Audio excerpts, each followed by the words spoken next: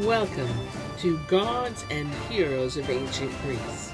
My name is MyLinda Butterworth, and today we continue with the epic tale of the Argonauts, beginning with the Colchians continue their pursuit. He received them hospitably, and they were taking their ease when a great Colchian fleet, which had come by another route, suddenly appeared and landed a host of warriors. These demanded Medea, the daughter of their king, whom they wished to take back to her father. If she were withheld, they threatened the Greeks with battle immediately, with worse to come when Aeetes arrived with a great army. They were indeed just about to begin fighting when wise Alcinous succeeded in restraining them, saying that he wanted to fix this without bloodshed. Medea clasped the knees of Aeetes, his wife. "I beseech you," she said, "do not let them return me to my father. You too belong to the race of mortals, that race which errs so easily and plunges into sudden disaster." I acted without thinking. It was not lightly, however, that I fled with this man, but only for the fear of my father. Jason is taking me to his country, so have pity on us, and may the gods give you long life and many children, and grace your city with everlasting splendor. She also threw herself at the feet of one hero after another, and each one bade her be of good cheer, shook his lance, brandished his sword, and promised to help her if Alcinous even tempted to give her up to the enemy. In the night, the king and his wife took counsel concerning the girl from Colchis. Aeetes pleaded for her and told him that Jason intended to make her his lawful wife. When Alcinous heard this, he softened his heart even more, and he said, "For the girl's sake," he answered his wife, "I should be glad to drive the Colchians away at the point of the sword, but I am reluctant to violate Zeus's law of hospitality. Besides, it is unwise to annoy Aeetes, who is a powerful king, for even though he lives far away, he is quite capable of coming to Greece. So this is what I have resolved. If the girl is a virgin, she must be returned to her father. If she were Jason's wife, I should not take her away from her husband, for then she would belong more to him than to her father." Aeetes was alarmed when she heard the king's decision. That very night she sent a messenger to Jason to tell him of and to advise him to marry Medea by daybreak. When Jason put this unexpected proposal before the heroes, they were all well pleased, and in a sacred grotto to the music of Orpheus, Medea became Jason's wife. In the morning, when the shores of the island and the dewy fields glittered in the early beams of the sea and the sun, the Phoenicians were astir in the streets of their city, and on the other end of the island stood the Colchians fully armed. According to his promise, Alcinous came from his palace, holding his golden scepter, to pronounce his judgment for the girl. The noblest among his subjects formed his retinue. The women, too, had come to marvel at the Greek heroes, and many country folk had assembled, for Zeus had spread the tidings far and wide. All was in readiness before the walls of the city, and smoke from the offerings rose among the heavens. The heroes had been waiting for a long time. When the king had seated himself on his throne, Jason came forward and declared, swearing to the truth of his words, that Medea, the daughter of King Aeetes, was his lawful wife. When Alcinous heard this, and had questioned those who had witnessed the ceremony, he took a solemn oath that Medea should not be delivered up to her father or their subjects. It was in vain, though. The Colchians objected. The king bade them either remain in his country as peaceful settlers or leave in their ships. Since they were afraid to return to their king without Medea, they chose the former alternative, and on the 7th day the Argonauts took leave of Alcinous, who parted with them regretfully and gave them lavish gifts. They boarded the ship and continued on their journey. The last adventures of the Argonauts. Again, they passed the shores of many lands and many islands, and in the distance they caught sight of their native coast, the land of Talos, when a cruel storm blowing from the north descended upon the ship, and for 9 whole days and 9 nights drove it on uncharted waves through the Libyan Sea. At the end of that time, they drifted toward the waters of Africa and came into the bays of Syrtis, whose waters, covered with thick weeds and sluggish foam, formed a very menacing marsh. Round about there was nothing but sand, no beasts, no birds. The ship edged so close to the shore that the keel stuck in a sandbank. In great alarm, the heroes disembarked and saw with horror that the broad land spread limitlessly in all directions, vast and empty as air. There was no spring, no path, no shelter. A dead silence hung everywhere. "Woe to us," they lamented. "What is the name of this country? Whither has the tempest driven our ship? Would have been better had we crashed into floating rocks. Had we only done something against the will of Zeus and perished in one glorious attempt." "Yes," said the helmsman, "the tide has left us high and dry, and will not come for us again. All hopes of voyage and homecoming are cut off. Let anyone stare who can and will." And with that, he took his hand from the rudder and sat in the ship and wept. As men in a pest-stricken city loiter in ghostly grief and wait for death, so the heroes sorrowed and slunk along the barren shore. When evening came, and each of the other's hand in farewell lay down on the sand, without food, without drink, without shelter, wrapped in his own cloak, and waited for death through the long, sleepless night. A little apart from the Phaeacians' handmaids, Alcinous had given Medea as a gift huddled about their mistress and sighed, like dying swans which breathe their last song into the air. And surely all men and women alike would have perished unmourned had not the 3 demigoddesses who ruled over Libya taken pity upon them. At burning noon they came, covered with goatskins from neck to ankles. Gently they took the mantle which Jason had thrown over his head, and drew it from his temples. He leaped up in alarm, and reverently turned his eyes from the goddesses. "Luckless man," they said, "we know all your troubles, but grieve no longer. When the sea goddess has unharnessed the horses from Poseidon's chariot, give thanks to your mother, who bore you so long in her womb. After that you shall return happy to the radiant land of Greece." The goddesses vanished, and Jason told his companions the comforting, yet puzzling utterance. Now, while they were still wondering about it, a second and equally strange miracle appeared to them. A mighty stallion with golden mane streaming to both sides of his neck rushed up from the sea, shook the foam from its flanks, and stormed away, as if it was shod with the wind. Then Peleus cried joyfully, "The first part of the mystery is solved. The sea goddess has unharnessed her chariot, which was drawn by his steed.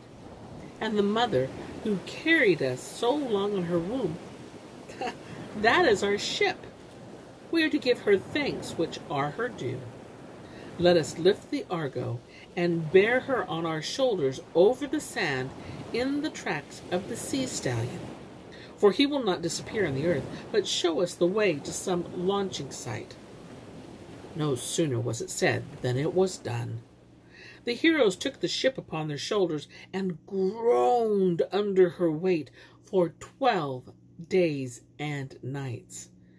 On and on they plodded over waterless wastes, and had not God given them strength, all would have perished on the first day. But as it was, they reached the bay of Triton with vigor unimpaired. Here they let their load slide from their shoulders, and, frantic with thirst, looked for a spring running hither and thither, just like a mad dog. In this search, Orpheus, the singer, came up upon her Hesperides, the sweet-throated nymphs, who dwell in the holy field where the dragon Ladon guards the golden apples. Orpheus implored them to lead him to the well, and the nymphs were moved to compassion. Eagle, the stateliest among them, told them of a curious matter. "The bold robber who appeared here yesterday," she said, "who slew the dragon and took our golden apples, must have come to bring help to you. He was a savage man, and his eyes flashed under brows beetling with anger. A lion's skin hung over his shoulder.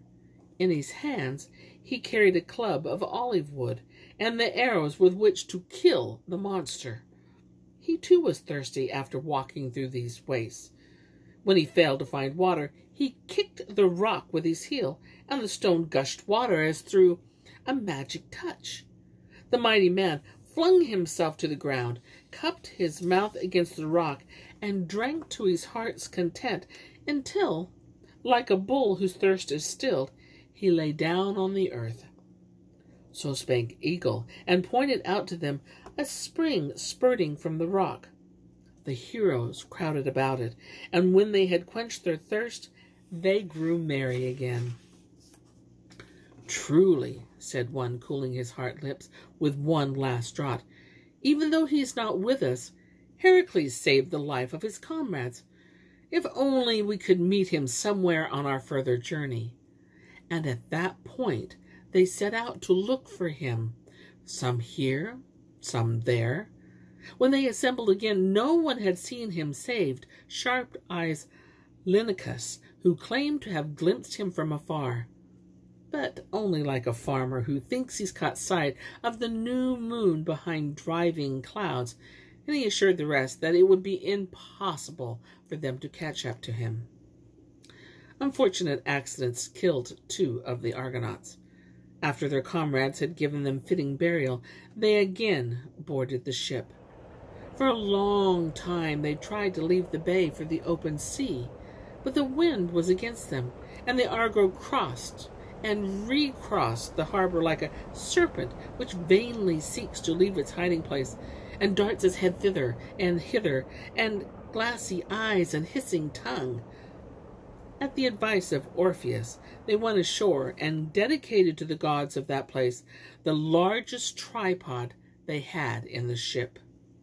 On the way back, they met Triton, the sea god, who had assumed the form of a youth. He lifted a clod from the ground and handed it to Euphemus in token of hospitality, and the hero hid it in his bosom. "My father sent me to watch over the waters of these regions," said the sea god. "Look, do you see that patch where the bay is dark and deep and motionless? Row over there, and you will find a narrow passage from the bay to the open sea. I shall send you a fair wind, and you shall soon reach Peloponnesus." They boarded the Argo full of joy. Triton lifted the tripod in his shoulder and vanished into the waters. After a few days they came to a rocky coast of Carpathius, and from there they intended crossing the lovely island of Crete. But it was guarded by a terrible giant, Talos. He alone was left of the generation of the men of bronze to be the doorkeeper of the beaches, as set by Zeus, to guard Europe, and he bid him make his rounds of the island on his brazen feet 3 times a day. His body was of bronze, and he was invulnerable. Only a little place on his ankle was of flesh, with sinews, and a vein with coursing blood. Whoever knew of this spot and hid it could surely slay him, for he was not immortal. When the heroes approached the island, watching on the cliff at the edge of the sea was Talos. As soon as he saw them, he began breaking off blocks of stone and hurling them at the ship. In great alarm, the Argonauts rowed backwards and would have given up their plan of landing on Crete, though they were again tormented with thirst, had not Medea risen and told them all to take heart. "Listen," she said. "I know how to subdue this monster. All you need to do is keep this ship out of throwing distance." Then she held the folds of her crimson gown and walked along the ship, Jason guiding her. In a low voice, she pronounced a weird spell, calling 3 times upon the fates who cut the thread of life, and the swift hounds of the underworld that race through the air and hunt the living. With her charms, she caused the lids of Talos to close and sent black dreams into his mind to haunt his soul. Dazed with sleep, he bent to pick up a stone for the defense of the harbor, but it hit his vulnerable ankle against a pointed crag, and the blood welled from the wound thick as molten lava, like a pine half-hewn by the woodcutter, which the first gust of wind tumbles crashing to the ground. So Talos swayed on his feet and then plunged into the sea with a roar of thunder. Now, the Argonauts could safely land, and they rested on that beautiful island until morning. Hardly had they left Crete, however, when a new and fearful adventure confronted them. Moonless night fell, and not a single star in the sky. There was black, as though all the darkness in the world had gathered there, and they did not know whither they were sailing, or the tides of the Tartarus. With lifted hands, Jason implored Phoebus Apollo to set them free from the spectral darkness. Tears of terror coursed down his cheeks, and he promised the god to dedicate priceless offerings to him. And the sun god heard. He descended from Olympus, leaped upon a cliff, and taking his golden bow in his hand, shot silver arrows over the region. In the sudden light they saw a small island toward which they steered. There they cast anchor and waited for the dawn. When they were riding their high seas, the broad light of the sun, Euphemus remembered a dream he had had that night. The clod of earth, which Triton had given him, and which he carried against his breast, seemed to suck itself full of milk, stir with life, and grow into a lovely maiden who said, "I am the daughter of Triton and of Libya. Give me the daughter of Nereus, that I may live in the sea close to Anoph. Thereafter I shall again come out into the sun, for I am destined to provide for your grandsons." Euphemus recalled all this because the name of the island where they had waited for morning had become Anoph. Jason, when he was told of this dream, at once knew what it signified. He advised his friend to cast the clod he carried in his bosom into the waves, and when this was done, lo, before their eyes of the heroes, a fertile island sweet with flowers and fruits rose up out of the sea. They called it Calyst, which means the fairest of all, and in many years later, Euphemus peopled it with his own children. This was the last adventure of the Argonauts. They soon reached the island of Aegina, and there steered toward their native land and ran into the harbor of Iolcus. in the Strait of Corinth, Jason consecrated the ship to Poseidon. When it had crumbled to dust, the gods set it in the heaven, and it glittered in the southern firmament as a shining constellation. And here is where I end my story for today. But I'll be back tomorrow with more tales, many more tales. Until then, my friends, enjoy the journey.